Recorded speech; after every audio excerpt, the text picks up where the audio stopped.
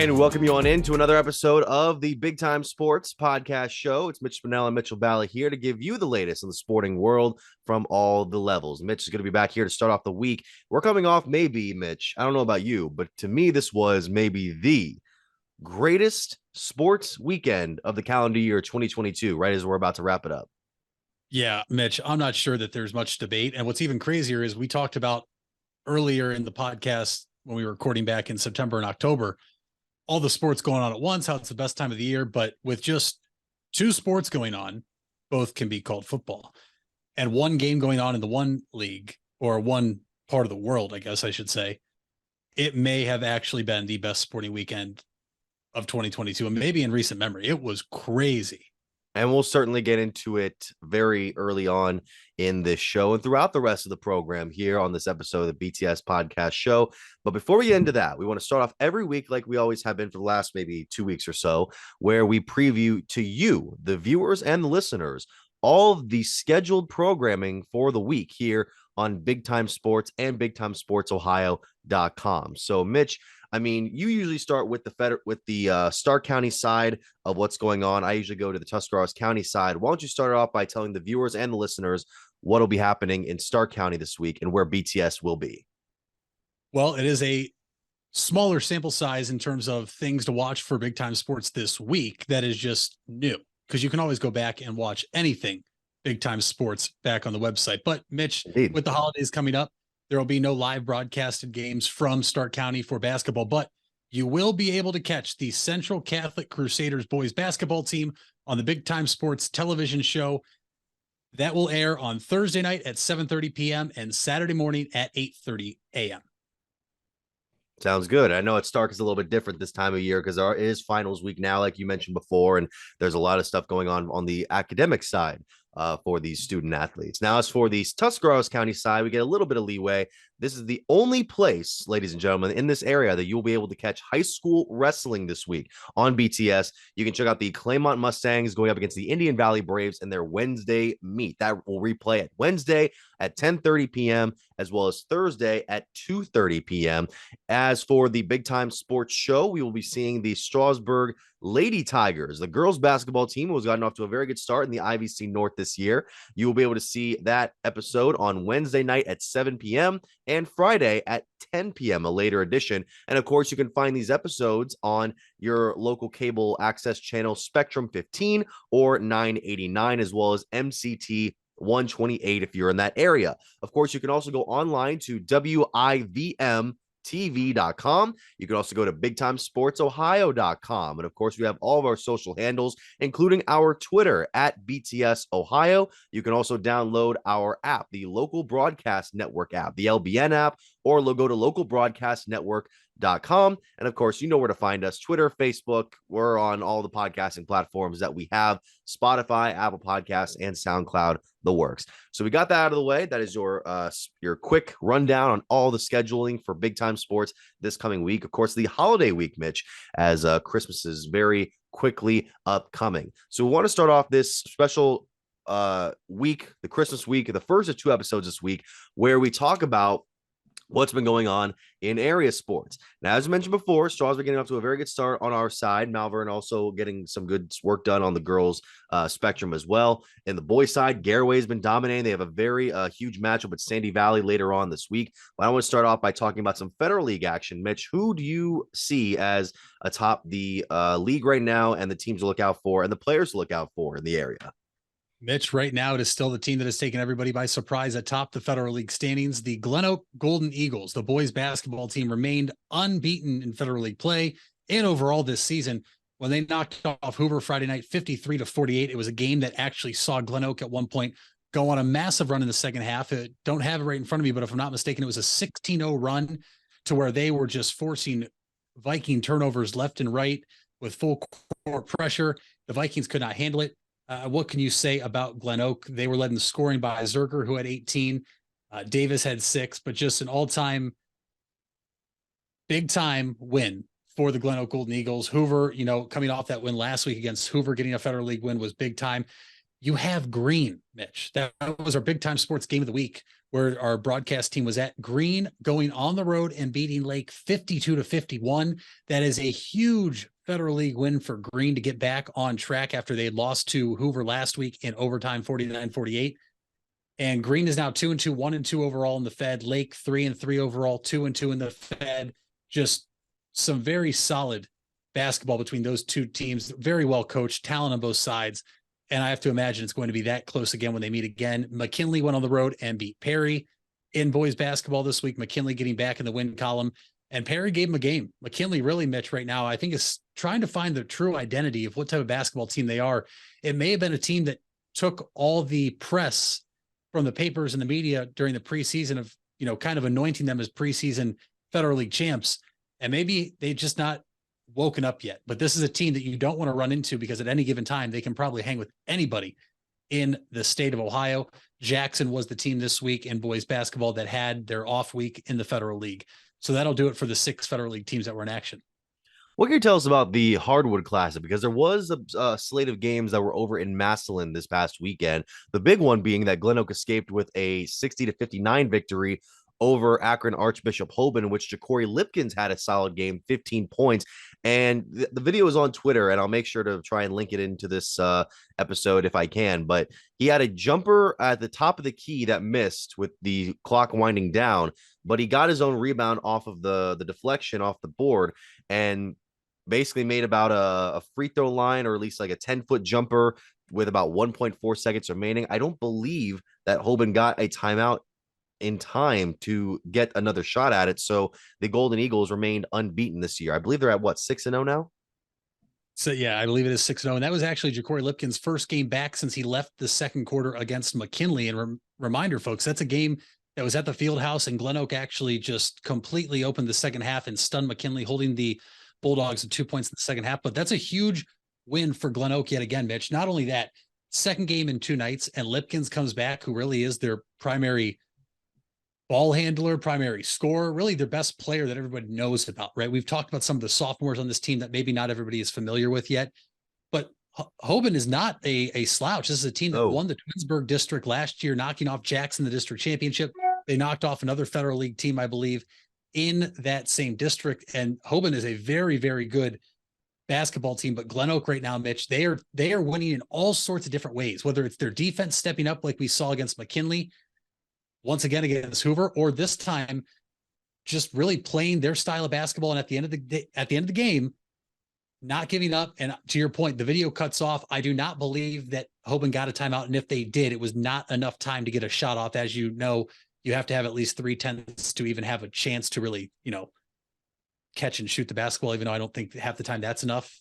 So just a wild game at the Hardwood Classic this past weekend. And it wasn't the only wild game. There were some wild games in girls basketball, but let's talk about some boys basketball over in Tuscarawas County. Well, as I mentioned before, the top teams right now for the boys side have mainly been Garaway and Sandy Valley atop the IVC South. Garaway and Sandy Valley both at 4-0 in conference play, and they have a matchup coming this Tuesday, which is in Sugar Creek, which is going to be a huge one coming with this holiday break up soon. Now, Garaway is 5-0 on the year. Sandy Valley is 7-1. They only lost to Strasburg so far this year. The Tigers, as we mentioned before, got off to a very good start, 6-1 with a 2-1 record, but they got upended by Malvern this past weekend. Malvern remains at 6-0 overall, 3-0 in the IVC. And I was at the game at Strasburg this past week where Malvern ended up beating them 68-49. It was honestly a top performance from beginning to end. You had Jay Allen and Jason Barino, who obviously transferred to Minerva, who balled out, especially in the first half. And then Mitchell Minor really got things going. I believe he had 24 points on the game to lead both teams, and he was just sinking 3-pointers. And Minor is a tall kid. He's around 6'2", 6'3". I mean, that's a serious height advantage, especially against a smaller size, more scrappy Tigers squad that can do very good things on defense. But Malvern just had too many answers for the Tigers to respond to. And I wonder if this is going to be a precursor to another Strasburg matchup later on down the year against Malvern, and if we could see possibly a third opportunity between the two squads. in the postseason, because they did end up playing 3 times last year. Malvern took all 3 games. So that's the sort of tricky situation that Strasburg has in their hands right now to deal with. And then you look at the rest of the standings, where you have, of course, Malvern and Strasburg there. East Canton is kind of hovering at 3-3. They're 2-2 in conference play. Buckeye Trail does have a better overall record at 4-2, but they only have 1-1 in conference play, according to the recent updated standings. Indian Valley and Highland are interesting to me, because wouldn't have thought at the beginning of the year that Highland would be just behind Indian Valley in this current standing so far. Now, they're both 1-2 in IVC play, but Indian Valley is at 4-2. Highland is at 3-4 right now, which is one of the tougher starts the Hawks program has gotten out to in recent years. Obviously, it's a program still trying to refine its footing, but at the same time, it's a very well-organized system they have out in Berlin. I'm sure they're going to have a run here coming up very later in the year. And we mentioned some of the girls stuff that's been going on. The girls for Highland still dominant in the IVC. They are 5-0 in conference play right now. Ashley Mullet looks like, again, one of the runaway player of the year candidates. She is just dominating offensively, scoring at least 24 points per game right now for Highland. Tusky Valley, though, right behind them at 3-0. They're 6-1 overall. And then Claymont and Sandy Valley also have winning records in that stacked IVC South. In the North, it's between Central, Malvern, and Strasburg. Central's got the advantage over Strasburg right now because they beat them in New Philadelphia earlier this year. Central's 5-0 in conference play compared to the 4-1 that Malvern and Strasburg have over each other. So those are the 3 teams to really look out for on the IVC North girls side. Of course, Buckeye Trail might sneak in there. They're 5-2 and 2-2 in the conference play. And that is all we have for the basketball side of the high school basketball side, of this episode of the BTS podcast show. When we return, we're going over to the other stages of athletics, including a celebration of victory and a go through of some crazy occurrences this past weekend in sports. Stay with us. Buying a home has never been so affordable with record low interest rates. Hartzler's Quality Housing is ready to put over 40 years of experience to work for you. Family owned and operated since 1978, Hartzler's has a wide selection of model homes on site with a knowledgeable team to help make your new home a reality. Open 6 days a week. Visit them off I-77 in Dover or online at hartzlers.com. Hartzler's Quality Housing. Quality from start to finish.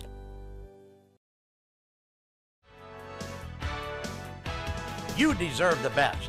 And at Ferris Chevrolet, Buick, Cadillac, Toyota, that's what you get. We consider you, the customer, to be part of our family.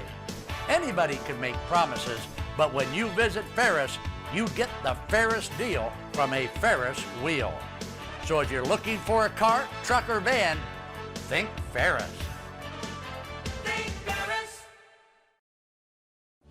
You invest a lot in your home and vehicle purchases. Van Nostrand Young and Associates want you to feel secure should anything happen to those investments. We partner with providers like Grange Insurance and other industry leaders to be sure you're presented with the most complete coverage to fit your needs. Because we're not only here to protect the items you invest in, we're here to protect your future as well. Call Van Nostrand Young Insurance in North Canton at 330-497-1867. We all have 206 things in common.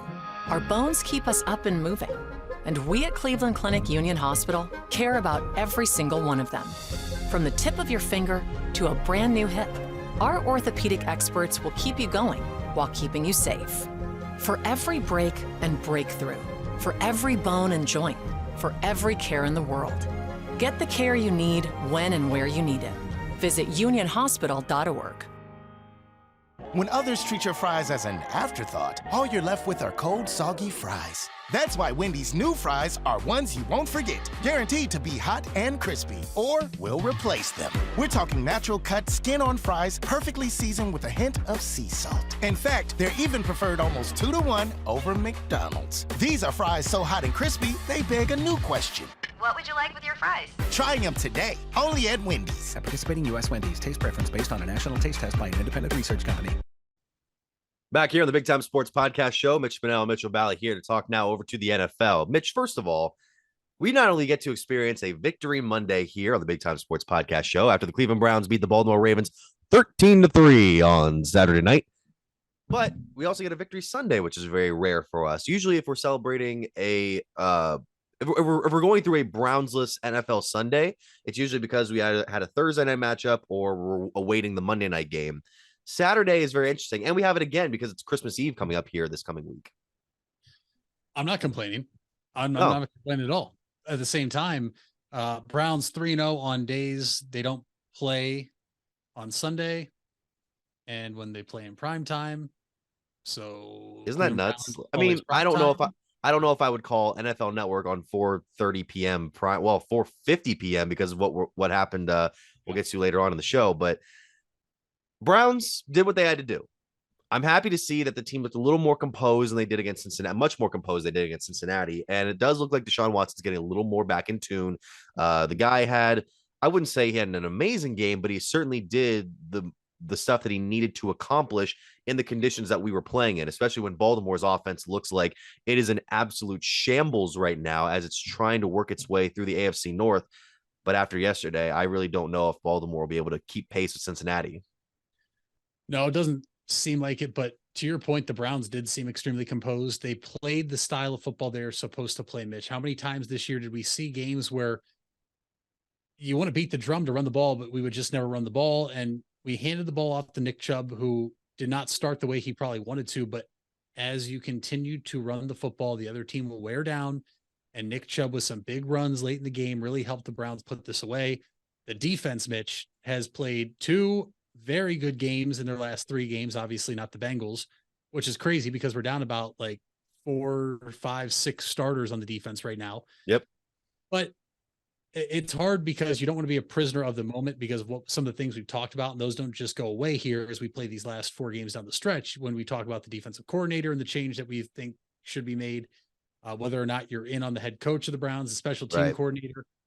But the Browns did what they had to do, and they made Tyler Huntley look like a backup. I think that everybody last year was a prisoner of Tyler Huntley coming in off the bench with no film to be found of him playing in the NFL, and really kept the Ravens in every single game he played in. Now, I don't think he won any that he started. He did win one game. He came off the bench in relief of Lamar against the Bears, if I'm not mistaken. Yeah. But Tyler Huntley is a backup quarterback, and I think it's pretty obvious now. And that is why I think the Ravens, are hopeful, and I think it's expected Lamar Jackson will be back this week, because as they still sit pretty in that top wild card spot, Mitch, the AFC all of a sudden is getting very cloudy on who is going to be the 3 wild card teams in the playoffs. And some teams keep winning, but for the Browns, Deshaun Watson looked better. Your defense played well. Denzel Ward made a big play when you needed him to. He actually made 2 plays. He had an interception, another one where J.K. Dobbins, had a run in the first quarter. Yes. Denzel Ward forced him back and then was able to make a tackle, or else I don't know if Dobbins would have scored, just because you see the speed is not there yet coming off the knee injuries and everything. But it's a good win for the Browns. I always like beating the Ravens. I hate the Baltimore Ravens with a passion. So it's always good to get a win like that. But there's still some major question marks, Mitch, and one is our kicking situation with Cade York. Well, okay. People had problems with Cade's performance, and I don't blame them. He was 2 of 4 on Saturday and and the misses that he had were not good. They weren't. No. When you have maybe the best kicker in the league right now, going 1 of 3, and granted one of those was a huge block by Jordan Elliott, that made me think like, okay, maybe we can pump the brakes on harping on Cade York a little bit. I do think there is a case to be made that he just in time needs to learn about touch. And keep in mind when I say this, I'm not saying that I know more than a guy who actually kicks in the NFL for a living, but a lot of kicks that Cade York performs in games, no matter where he's on the field, it always feels like he's trying to kick it from 60 yards out. And that's not necessarily a bad thing, because we know the guy has a strong leg. We know the guy is capable of stuff like this. We saw it in week 1. But when you're not accustomed to the professional league, especially coming as such a high pick in the draft, it can prove to be a still daunting task, no matter how good of a player you were at the scholastic level or at the collegiate level. It's just that sort of that mindset you really have to make for yourself, especially playing in a place like Cleveland, where late in the year, you're probably going to have to deal with certain weather conditions like this. And it's only going to get worse as they play again this Saturday in Cleveland with a high of 15 degrees, expected wind gusts from 25 to 50 miles per hour. I mean, Mitch, let's be honest here. The weather they played in the other night, some people on a national stage might have thought, oh, that weather is awful. It really wasn't that bad for a December football game in Cleveland, Right. Ohio. In What Cleveland, we're accustomed to. I mean, from what we've seen growing up, that really was nothing. It was small snow flurries, Yeah. about 30 degrees. I'm sure the wind obviously had the real feel colder, but at the same time, Cade York, he's a rookie. He's missed some kicks that have kind of cost you games. You look back to the Jets game with a missed extra point. He missed kicks against the Chargers. He has the most missed field goals in the NFL this year. Mm-hmm. He is 22 of 30, which ranks dead last. And he is 29 to 31 on extra points. So he's missed 2 extra points, but the one obviously is a major miss against the Jets because it's completely different outcome if he makes that, which actually ranks 22nd. And you just wonder what is going through his head, what's going through our special teams coach head and everything. Because right now, Mitch, if we're going in chronological order, the game we're going to talk about next, we saw 2 kickers play in the game before the Browns that were both Cleveland Browns at one point, and Chase McLaughlin and Greg Joseph, that both had excellent days kicking the football. Granted, I know they were inside. Yeah. But at the same time, there's kind of a history all of a sudden of us giving up on kickers and cutting them, and they find a new home and they're fine. Well, I mean, it's typically not rare that you get it's typically rare to get a veteran kicker with years of experience, at least in the case of the Browns' actions over the many seasons now. We usually go for younger guys that we can help try to develop. And when they can't, they just jettison off. And mainly for what at the time seems like good reason. They miss a huge kick. They get really rattled. They get major mistakes being made. But then they get a second opportunity. And with a lot of guys in the league, they're able to drill that mindset into their heads of like, I can do this now. With Cade, it's going to be a work in progress here. We can't put too many expectations. You want to have, I'm having trouble saying this. You want to have enough expectation on him that it was worth the pick that was used on him. What was it in the 4th round? 4th round pick. But at the same time, there's a reason kickers don't usually go this high. It's because it's a very tricky position to master it for coaches and for the player himself. Give it at least 2 more years. Give it at least 2 years. If he doesn't get it by then, you move on. But I mean, there was that stat I saw. I was on Twitter a few days ago, and I saw this stat where it was like Phil Dawson's kick percentage after X amount of games, however many games Cade York has played. It was in the 60s. Cade York's is in the early 70s right now. So even Phil Dawson didn't master this when he started playing early on in his career. So if York is given a little bit more time to develop, then I can see it being better. I'm not saying we move off him, not at all. And they would move off him anyway because he was a draft pick. We know how Andrew Berry keeps the players he drafted for a while, no matter what. And we've seen it now in the tenure he's been the general manager of the Cleveland Browns. And I'm not saying get rid of him, but I'm just saying it is somewhat worrisome, but you have to give him a full year because this is a kid that grew up in Texas. This is a kid that then kicked in the South that hasn't really had to deal with much weather other than the fog game in Florida where he kicked the game winner. You hope he can get it corrected, but it is something to, if this continues next year, you start to have doubts and, where do you go from there? Because after week 1, it was, we have a kicker because last year we didn't have a kicker. And now it's, misses here. And to your point, they weren't close misses. There was a kick yesterday, I believe, from Elliott of the Eagles. He kicked it in Chicago. It looked like it was going, and all of a sudden it just blew right and dunked off the crossbar.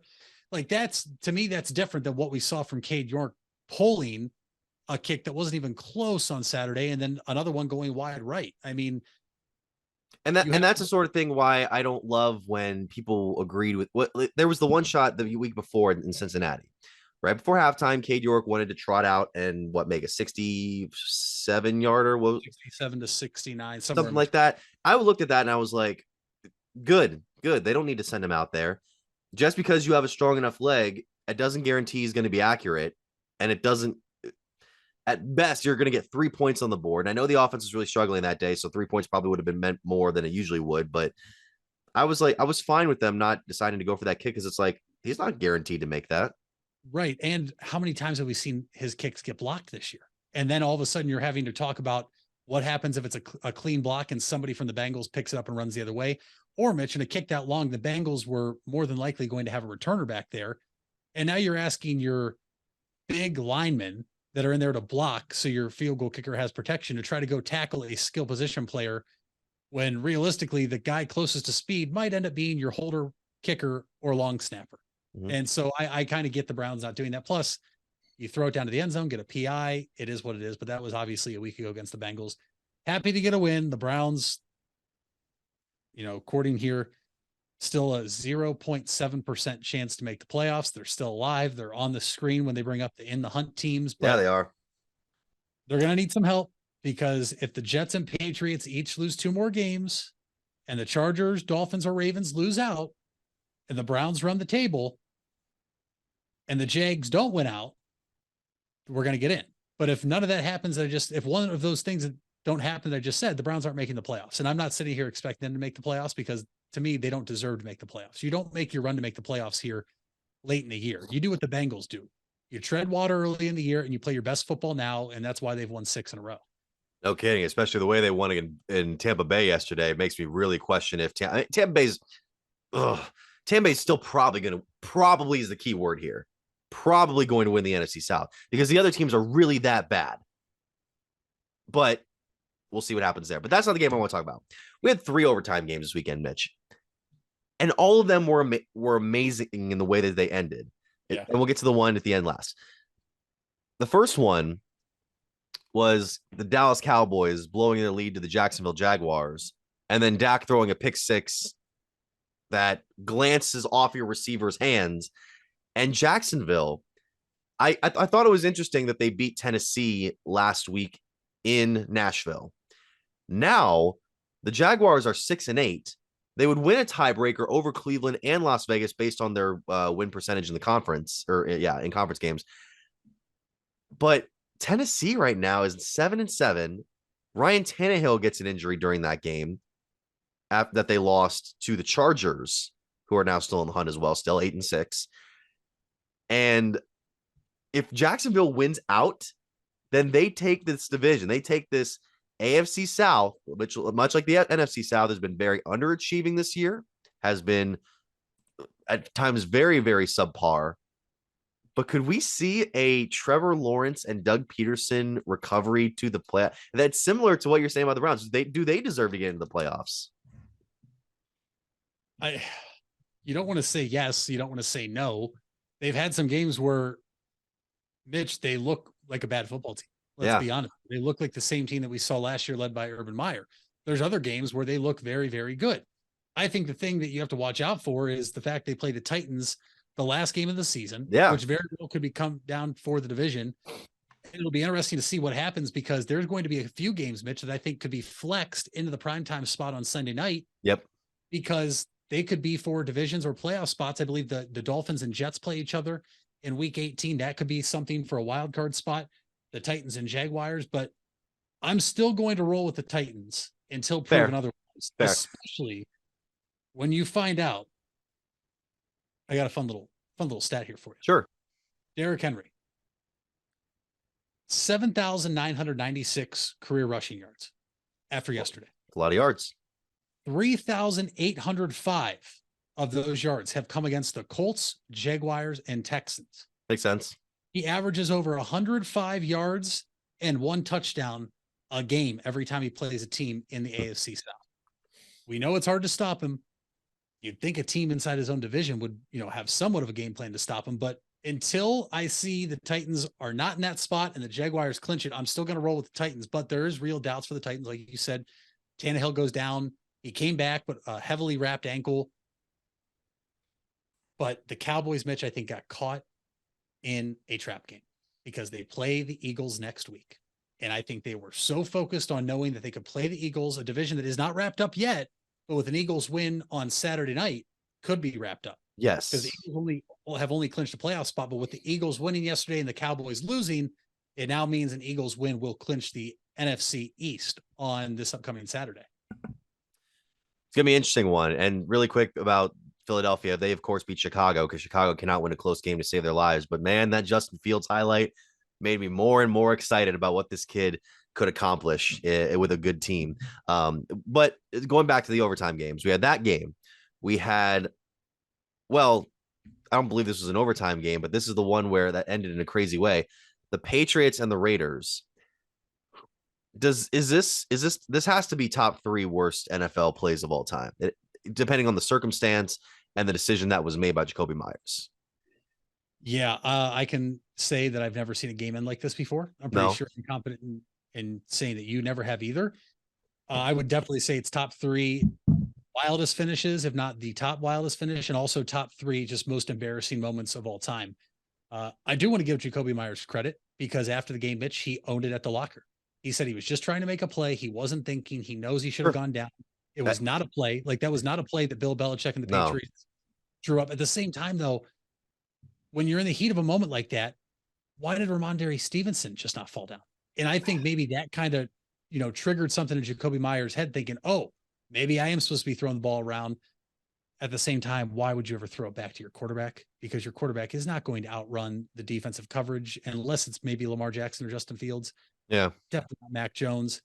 Picked off by Chandler Jones. And then Chandler Jones just trucks Mac. The fact that has not become a meme yet, I'm surprised by. But at the same time, that was just like, oh, no. I saw that play live, and I'm like, oh, no. Oh, no. But then that's the same reaction I had to the more embarrassing performance this past weekend, which was, again, like, I don't know how the Vikings are doing this.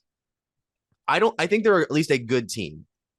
I'm surprised that they are the record that they are right now at 11-3, especially after the way that first half looked to be the most exposing of a team I'd ever seen in my entire life of that record caliber.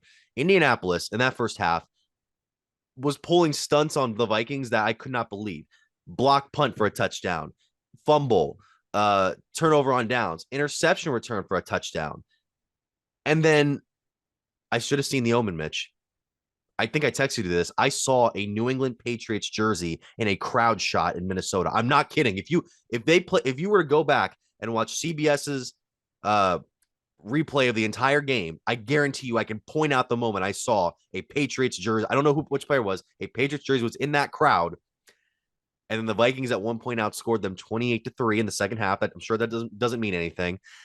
And then the way that they win in overtime is just like, with Indianapolis going for it and having 40-year-old Matt Ryan just try to get that first down, I was surprised they went for it.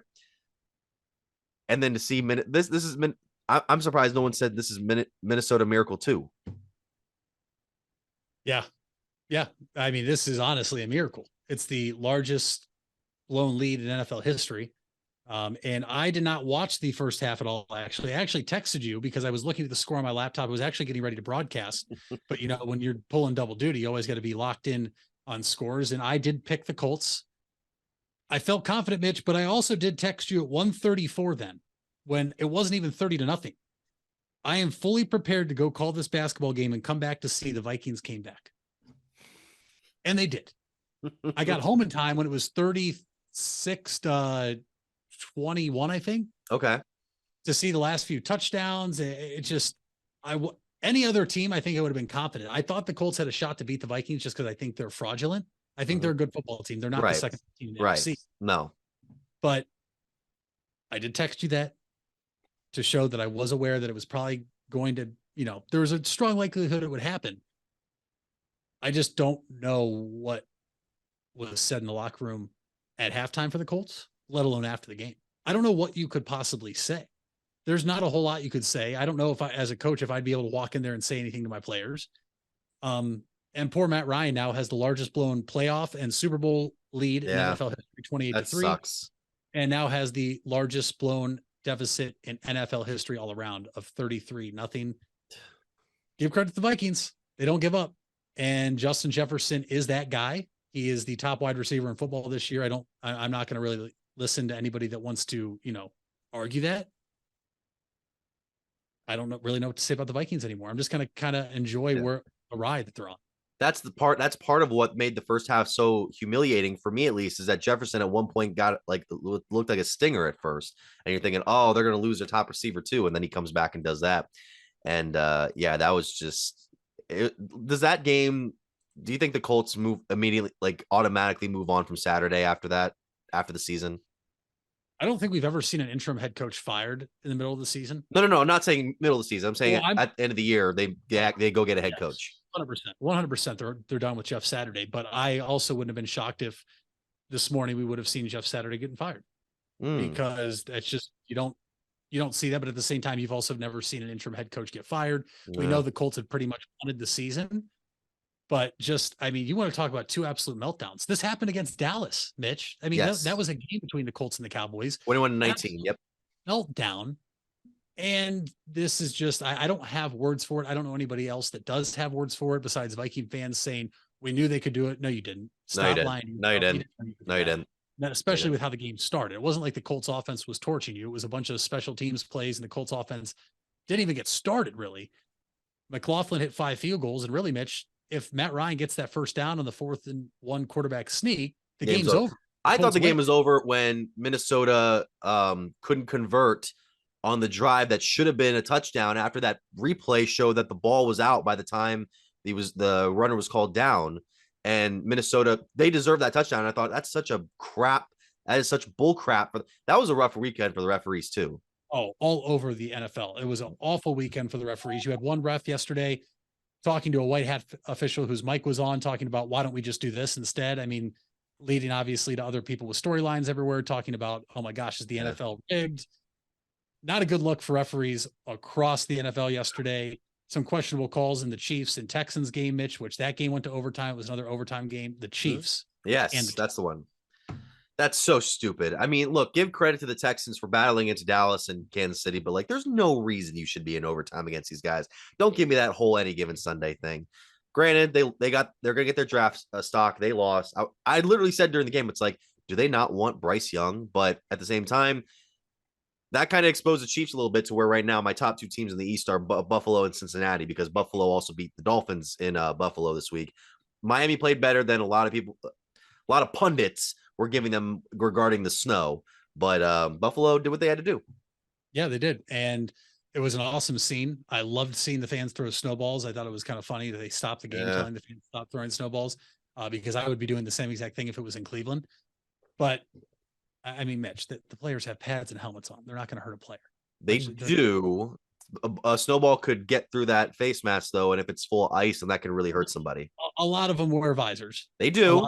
They do. Even during night games. And then again, you have people on the sideline, too, that aren't in pads and helmets. So, yeah, they could get crossfire. The game, though, for the snowballs on the sidelines. Yeah. There was a play in the end zone.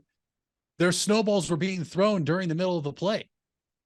Like you're watching a play in the end zone develop, and you see white balls just all over the sky coming down. It's like, all right, that to me, I can understand, maybe to your point, maybe it goes in somebody's face mask. Maybe it gets in the way of eyesight. Who knows? It was an awesome game, awesome atmosphere. So everybody that's out there that says we need to build domes, no, go home, find something else to argue about. That is why I love cold weather football. And the Dolphins did play better. I'm not worried about them like it was after their 2 games on the West Coast, both against the Niners and the Chargers. But the Dolphins are also in trouble now too, Mitch. I mean, given where the playoff seedings and everything are, if they slip up again, right. Well, they're still second in the last few weeks is going to be second in the East right now. I don't. Well, Patriots and the Jets catching up to them. Do you really see that happening to Miami? I don't see it happening to Miami, but Miami still has a tough road. They play the Packers next week. Now, granted, that's in Miami, but the Packers are a team that's still alive in the NFC. And anytime you have Aaron Rodgers, I'm not going to count you out. So it's going to get real interesting here the next couple of weeks, Mitch. I'm so excited for coming down the stretch. Me too. Packers play the Rams, by the way. And as far as our tonight, at least, as far as our game predictions went so far, I'm 11-4. I'm surprised it was that good, because all I could focus on was the Falcons losing to the Saints barely after getting that huge lead. The Patriots and the way they lost. I'm the only person that picked the Patriots, of course. One of the guys picked the Steelers. We all picked the Panthers, and I regret that. And then Sunday night, man, I thought Washington was going to pull it out, but the Giants battled back, and they're in third now in the East, and that NFC East could still be all represented in the playoffs, but the Giants now have that edge with the first one being a tie. So I'm 11-4. You're 10-5. No matter what happens tonight, we'll still be 1 game gap of each other, and then of course Tyler is going to win it at 12-3, so that's cool. Well, at least I think he is. Did we pick we picked the Packers? Yeah, so that's it's no matter what. Mitch, before we move on, sure, we got to give respect to the Detroit Lions. Oh, The of Detroit course. Lions. Nope. Thank you for reminding me. 7-7. An absolute debacle by the New York Jets coaching staff with timeouts. Yeah. Do you get caught with little to no time on the clock and you're lining up to kick a field goal to tie the game, and as time expires, you still have 2 timeouts? That you can't carry timeouts. Mitch, I don't understand how NFL coaches are so blinded by the timeouts they have and just the mismanagement of clock by NFL head coaches across the league is just incredible. It really is. Like, somebody hire me. I'm pretty good at calling timeouts in Madden. That's really what you have to do, because a lot of these coaches can't even do it themselves, let alone have anybody on their team tell them when to call timeouts. I mean, it's remarkable. And the Jets really cost themselves there, having a shot to maybe get a little more field position or better field position to kick a game tying field goal. And with the loss now, they drop out of the playoff spot. They are out of the top 7. Right. Yeah. They're with the Patriots, as we mentioned before. So he had 1 timeout left before after the field goal was kicked. Yeah, that's true. Yeah, it's true. That I was trying to like read up on why his strategy for keeping it. It was I understand the thinking of you don't want to waste timeouts too early, so that if you have the clock ticking down, let's say with like 17 seconds left, and you run a play and you can't get out of bounds, that's a hard play to recover from. Yeah, I'm trying to read Saleh's quote here. It says, with 3 timeouts, I feel anything in bounds. Obviously, you can be aggressive, just trying to save as many timeouts as I can. I can probably look back at it and say we could have used 1 for sure. But at the same time, when you have 3 timeouts, time is not an issue whether you use 1 or not. But yeah, I could always, in hindsight for me, call a timeout to settle the guys down. But as far as from a time standpoint, you still have plenty of time with 3 timeouts. So that's okay. You didn't use it. Did not use it. I mean, I don't know. That's such a weird. And based, what was it, 58 yards away? I mean, I don't know how much yardage you're going to be able to gain if you take a play and then kick the field goal, because you either have to make the completion in order to get yardage. And if you're going to run, then that could risk running off a number of seconds, even if you get a big gain. So this is why I'm not an NFL head coach. And it's a very tricky business, but that's all I got. So we'll take a quick break. When we come back, we'll talk more about some international affairs, maybe one of the best international games, if not one of the best overall games I've ever seen in my entire life, right after this. The Furby Electric Supply Company has bright ideas for your home. Save money by converting to energy-efficient electrical products or add ambiance with beautiful lighting features. It begins with a professional consultation and a visit to the Furby Lighting Showroom. Then certified Furby contractors complete your project right and on time. Since 1934, 4 generations have built a reputation of quality and trust, and they offer emergency services too. Just visit Furby.com. That's F-U-R-B-A-Y. The Furby Electric Supply Company. You asked for it and we listened. Buckeye Career Center is now offering Certified Nail Technician as an adult education program. This 216-hour course begins in November and will run Tuesday through Thursday evenings from 5 to 9 p.m. Learn manicures, pedicures, infection control, salon operations, and more. Other part-time certification courses starting this fall include phlebotomy and welding. Call 330-339-2288 to register or visit BuckeyeCareerCenter.org for more information. If you're looking for a new or pre-owned car or truck, why not see the Parkway Auto Group? Parkway is a special group of automotive experts with 8 brands to satisfy your needs. Come see the difference at the Parkway Auto Group on Commercial Parkway in Dover. 8 brands and 1 family. It's Parkway Auto Group. It takes a lot of practice to have a winning team. Albin Title has over 100 years of combined experience handling real estate, title, and escrow transactions. They serve Tuscarawas, Stark, Carroll, Harrison counties, and more. So choose Albin Title for your next home refinance, sale, or purchase. They'll get it done quickly and professionally. Contact Albin Title at 330-334-5800 or visit their website albintitle.com. Let them put their experience to work for you. Fall is in the air and part-time career enhancement courses at Buckeye Career Center are on the horizon. Registration is now open for Introduction to Beekeeping, Basic Small Engine Repair, and Sign Language. These part-time offerings run on Tuesday evenings and begin in November. Let Buckeye Career Center help you learn a new skill or advance your current skill set. Call 330-339-2288 for more information or to reserve your seat in one of these or our other part-time classes.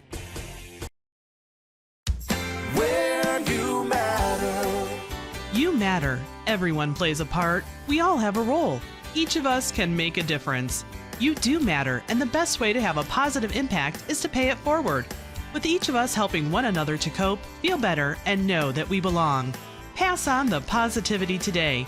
Tell someone else they matter too. Alt Care. Alt Care, Alt Care. Where you matter.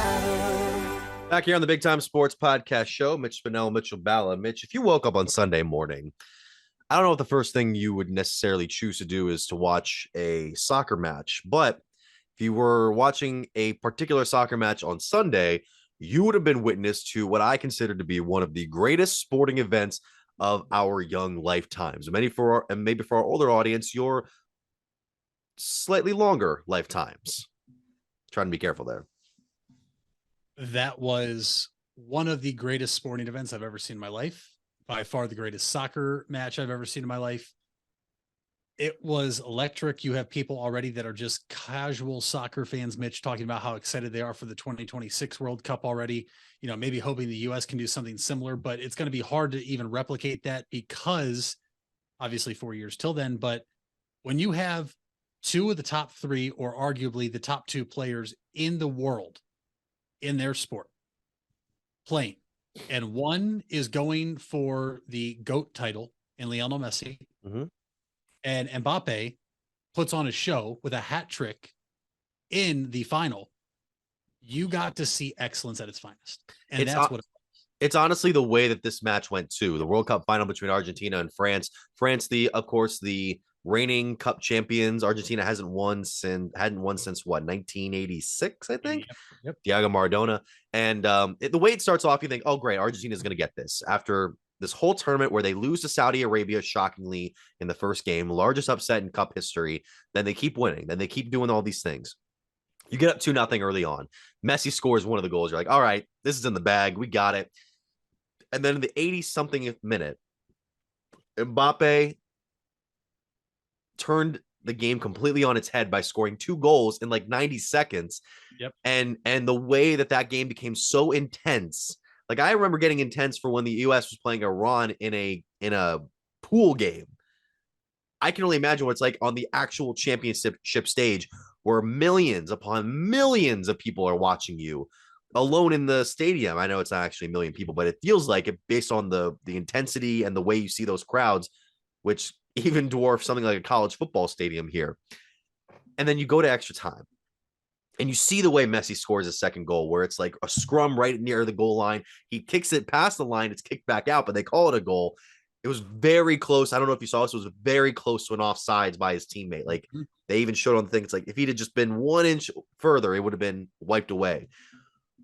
And then you see Mbappe get that penalty on what is it? It's like a handball, but it didn't hit his hand. He gets the penalty kick, and I could not believe what we were witnessing. And then you go to penalty kicks, which I was surprised they started off with. I don't really know the logic of penalty kicks in soccer. I didn't know that you usually start off with your best kicker first. So seeing Messi and Mbappe both make their first goals, like, oh wow, this is cool. There was somebody on Twitter who I really like. They said we should have just had Messi and Mbappe kick all the penalty kicks. That would have been really fun. But of course, Argentina was able to pull it out. Great plays, by the way, by Martinez on those penalty kick saves, as well as late in extra time. There was one goal where like France had a wide open shot very closely, and Martinez was able to get his hands on it and slap it away. It was incredible. And going back, you mentioned you weren't sure, some people were like, why are, Messi and Mbappe kicking first? I think a lot of people were confused because just a week or so ago, Portugal or Brazil, I'm not good with this, whoever Ronaldo plays for. Portugal, yeah. they went to penalty kicks, and Ronaldo never got a shot because they put him fifth. And Yes. always this strategy on trying to decide where to put it. And my whole thing is, you want to put the pressure on the other team right away. I put my best player first, or Mitch, I put him third because you're guaranteed he's going to get a kick either way, even if you're down 2-0 in penalty kicks right away. So I think a lot of people were going back to Portugal when they didn't even see Ronaldo attempt a PK. Like, Ugh. I texted somebody right away saying, why would you not have your best player, who's arguably the third best player in the world? If you don't agree with that, then he's top 5. Yeah. Get a shot to really keep your team alive in quest for a World Cup championship. But to see Messi and Mbappe go back to back was incredible. It's what the entire world deserved.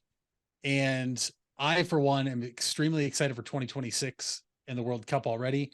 And Mitch, what we saw yesterday is going to be hard to ever see again in our lifetime, I think, unless these two teams somehow meet again. And even then, Messi will probably be on the downside of his career, just given 4 more years. You know, he is up there.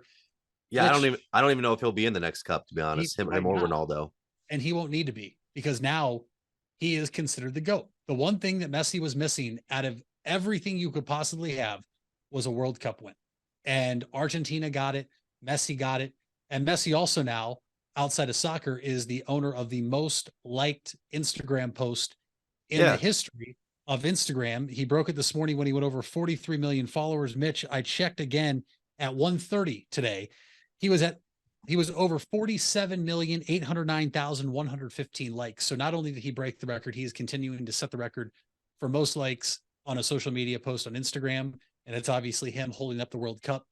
And I don't know if you saw the video of Argentina after the win. That place looked incredible.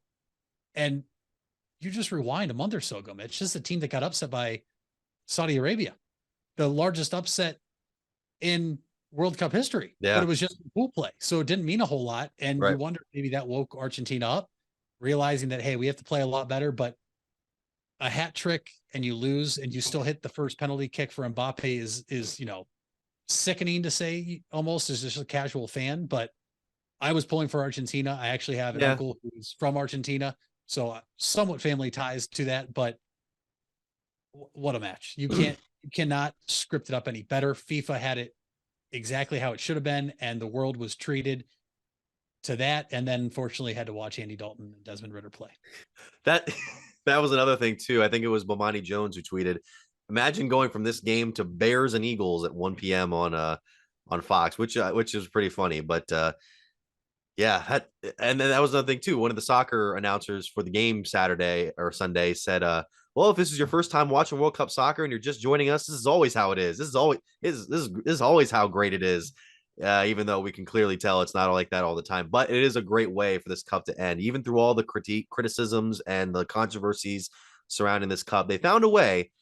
Sports always finds a way to sometimes scrub out all of the world, a lot of the world's problems with just a group of people fighting against one another in well, I guess not combat, but just for sport, for lack of a better word. I was also looking at this thing here too. Apparently, Messi, well, I don't know if Messi has the most liked picture, but he might have the most liked picture in terms of like a real person.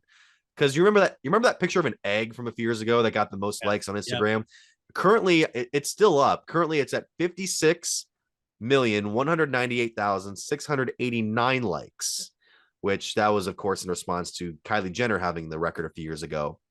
And then Messi yesterday, his post, currently at 48,607,256. These numbers, of course, mean nothing other than what they are shown on Instagram. So that was just me doing some pointless math, much like all math. No, I'm not going to say that. My grandfather was a math teacher for many years, and he helped me out more than I probably deserved throughout my school years. So that's all we got for this third segment. When we come back, we'll get to our final segment here, talking more American sports right after this. We all have 206 things in common. Our bones keep us up and moving. And we at Cleveland Clinic Union Hospital care about every single one of them.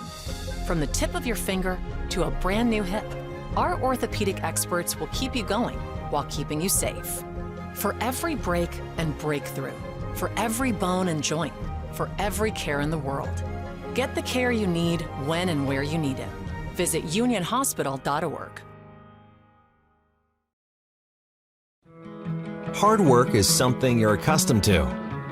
Van Nostrand Young understands that principle. Our access is achieved with organizations like Grange Insurance. Safety and prevention specialists utilize our VanCan assessments process to ensure that you and your colleagues are in the best hands. You want the safest environment for your business, and we can guide you there. Call Van Nostrand Young Insurance in North Canton at 330-497-1867. If you're purchasing a new home, the team at Hartzler's Quality Housing is here to help. Take advantage of record low interest rates to make your new home a reality. Locally owned and operated since 1978, Hartzler's Quality Housing has the experience to guide you through the process. You'll find a wide selection of model homes on site to fit any budget. Open 6 days a week just off I-77. You can also visit them online at hartzlers.com. Hartzler's Quality Housing. Quality from start to finish. You deserve the best. And at Ferris Chevrolet, Buick, Cadillac, Toyota, that's what you get. We consider you, the customer, to be part of our family. Anybody can make promises, but when you visit Ferris, you get the Ferris deal from a Ferris wheel. So if you're looking for a car, truck, or van, think Ferris.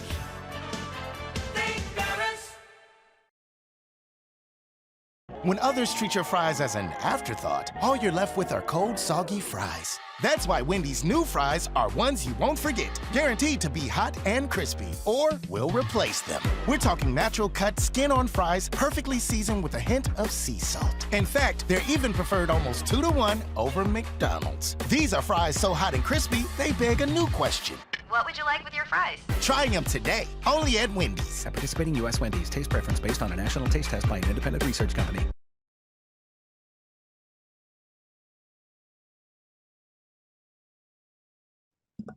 Back here on the Big Time Sports Podcast Show, Mitch Spinell, Mitchell Ballot here. Excuse me, my mic was off.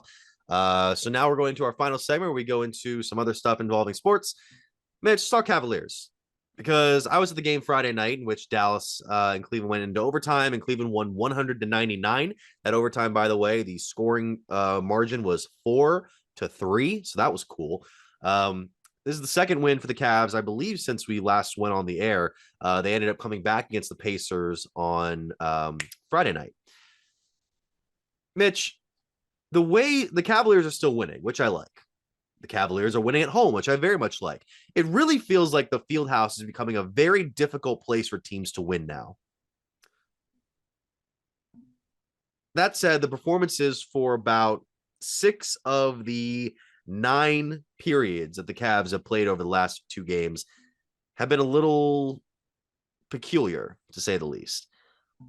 I know we talked about if we're comfortable with the Cavs on our last episode. We both said we're pretty much fine right now because we're leaps and bounds ahead of what I think some people thought we'd ever be at this stage. Do you think, I mean,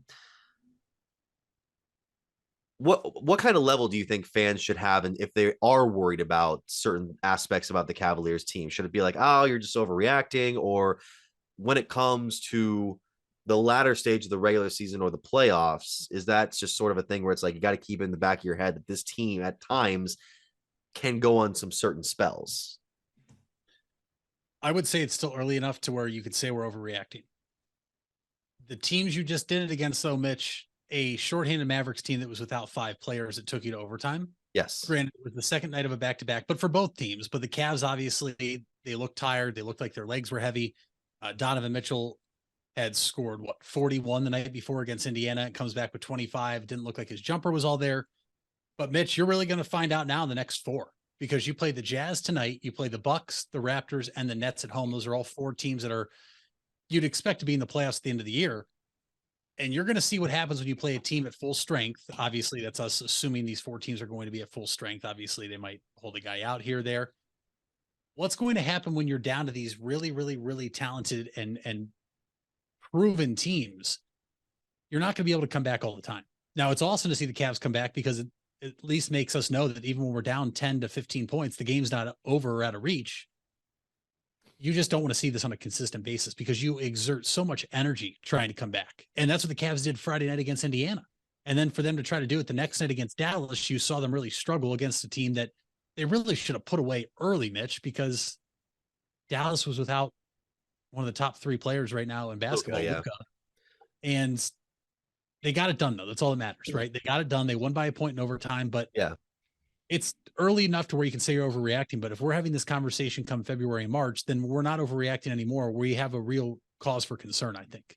We shall see. And I give credit to Dallas simply because they just shot out of their minds from the 3-point line. Kemba Walker looked 10 years younger on Saturday night.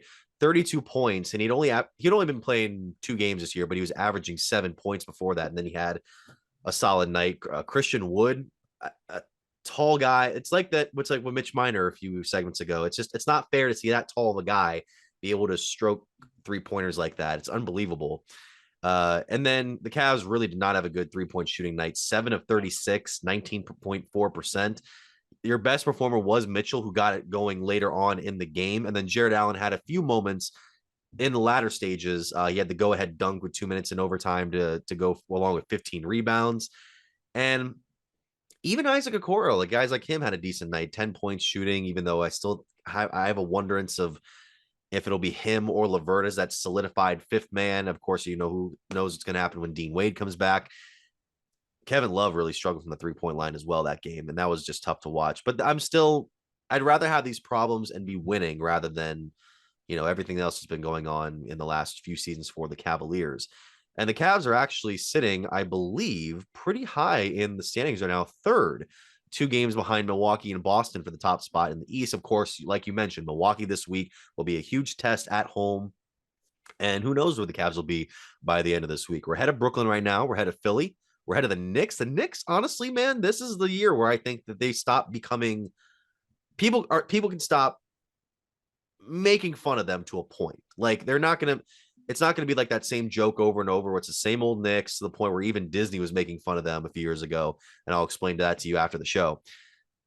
But they've had a decent team right now, 17-13, ahead of Miami and Atlanta, which again, that's such a weird thing that they're 7-8 right now. But even though a lot of teams are playing very well in the East. You're spot on. And all I'm going to say is you mentioned they're behind Milwaukee and Boston. You don't see Boston again until March, right? You see Boston March 1st, and then they come to Cleveland, I believe, March 6th. You see Milwaukee twice before January 21st. You see, and they're both times are at home. But Mitch, you look at this upcoming stretch. I'm not going to go through all the games, but just the upcoming games. We mentioned Utah, Milwaukee, Toronto, Brooklyn at home. Then you go and play Chicago. You have Phoenix. You have Denver, who's considered one of the top teams in the West. You have Utah again. Portland's up there. New Orleans, who's atop the Western Conference standings. Mitch, this schedule does not get any easier. Looking ahead, your easiest game, Mitch, might be against Golden State as it stands right now on January 20th. And that's if Steph Curry doesn't play. He might be back by then. We don't know. This stretch here is really going to tell you what the Cleveland Cavaliers are. But the next 4 games at home, none of them are back-to-back. So we're going to see, can this team really play to their strengths and as hard as they possibly can, knowing they have an off day before their next game, or 2 off days, or 3 off days before the next game. I'm excited to see Utah here tonight. I believe Colin Sexton is out, so he will not be playing. But then Milwaukee, Toronto, and Brooklyn, Mitch, are the 3 games that I'm going to keep an eye on that are going to be a massive test for this Cavaliers team, because they've shown some great signs. They got off to a hot start. They hit a little bump in the road. They're back. Can they play their best basketball against the teams they're going to have to beat come playoff time in late April, early May? I think that you mentioned that slate of games. Chicago, the back-to-back, not the semi-back-to-back we have against them, will be a little easier because Chicago is really struggling right now. And if they don't turn it around, you might be seeing them becoming sellers at the deadline. We may be seeing them just kind of pack it in for the rest of the year. But otherwise, you're right. Up until that game against Golden State on January 20th, it's not going to get, it's going to get harder and harder. I think until January 26th is when we get our first break against the Rockets and then the Thunder. Although the Thunder played the Cavaliers, I believe, kind of close earlier on in the year. So we'll see. So yeah, that's all we have here on the Big Time Sports Podcast Show. Thank you for listening or watching. Obviously, if you are here on YouTube, be sure to like, subscribe, and hit the bell. We're also on podcast platforms, Apple Podcasts, Spotify, and SoundCloud. Now, Apple Podcasts and SoundCloud, audio only. Spotify and YouTube, video and audio. You can also find us on BigTimeSportsOhio.com. All of our articles, our videos, and all that. You can go to Big Time Sports Ohio on Facebook and Instagram, BTS Ohio on Twitter, and then at Mitch Spinell SPINELL, at Mitchell Balla Ball A. Mitch, what's the fact of the day? Your fact of the day, Mitch, is the Earl of Sandwich, John Montu. I don't even know how to say the last name, but we're just going to say Try your best. Try your best. Montagu, who lived in the 1700s, reportedly invented the sandwich because he did not want to get up from the gambling table to eat. And I only say that because sports gambling will be legal here in Ohio after 3 more episodes of the Big Time Sports Podcast. That's fair. And we're going to get a whole bunch of people probably at that sports book that's being built in the Cavs arena right now, ordering sandwiches left and right. How do you not leave a table with a sandwich? Do you have to like just have all the ingredients there and you're just making it while you're playing? I think he made it so he could take it there instead of having to get up and go make a lunch or, Oh, okay. No DoorDash in the 1700s, but he invented the sandwich so he would never have to leave the gambling table to eat. So he would always make a sandwich, take it with him, gamble, never leave. Is this dude the greatest gambler of all time? I might have to do some deep research here. You might have to. By the way, you go to a sandwich shop, any sandwich shop, doesn't matter which brand. We're all about brands here. You go to a sandwich shop. What is on Mitch Balla's perfect sandwich? Well, the first thing I'm going to say is it has to be a hot sandwich. I love Sure. hot subs. That's a big thing for me. I'm not a cold sandwich guy. Depending where I'm going, I'm sometimes between like a meatball sub, Mitch, or I'm a big meats guy, whether it's, ham, turkey, salami, something like that, Italian sub or a pizza sub, chicken sub. It doesn't matter. I'm a big meats guy, but it's always has to be warm. That's fair. I'm more of a depends on what form. I'm mostly a turkey when it comes to sandwiches. If I have to get it with like some sort of form of meat, sometimes it can be hot, sometimes it can be cold. Just depends on what else is on it. Like on a hot sandwich, a turkey and bacon and a little bit of mayonnaise goes a long way. I've come around on mayonnaise in the last few years. Now, if I say that with that little asterisk on there, a little bit of mayo goes a long way. Just spread it thin on the bread and just have it on like toast or something, and then we're good. So thank you so much for listening or watching to the Big Time Sports Podcast Show. Don't eat mayonnaise.